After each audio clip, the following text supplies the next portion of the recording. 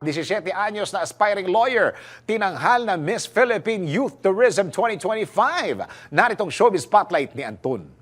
Isang aspiring lawyer ang tinanghal na Miss Philippine Youth Tourism 2025 sa pageant na ginanap sa Palacio de Manila. Sa interview sa 17 anyos na BS Legal Management sa Ateneo de Manila University, first time niyang sumali sa pageant dahil mas focus siya sa sports na volleyball. Ngunit dahil umano sa pag-joke sa kanya ng kanyang lolo at lola, kung kaya't napilitan siyang subukan ang pageant kung saan hindi naman daw siya nabigo. Since 8th grade, I was a varsity in volleyball.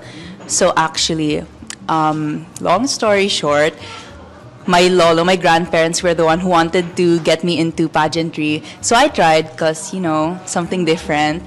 And I'm actually loving it, and I like it right now. So I'm gonna pursue it already. Inamin din ni Paula na dati ay wala siyang kabalak-balak sumali sa mas malaking pageant, pero pagkatapos umano niyang manalo sa Miss Philippine Youth ay nagbago na ang kanyang plano. Inamin naman ni Paula na may kaba siyang naramdaman bago pa ang pageant, pero noong final night na raw ay kusa itong nawala. Sa ngayon ay focus daw muna siya sa kanyang responsibility sa organization ng Mr. and Miss Philippine Youth at sa kanyang pag-aaral para matupad niya ang kanyang pangarap na maging isang lawyer at beauty queen at the same time. At iyan aking balita ang showbiz para sa impilang may todong lakas, DWIZ. Ako si Anton, nagbabalita ng tama, naglilingkod ng tama.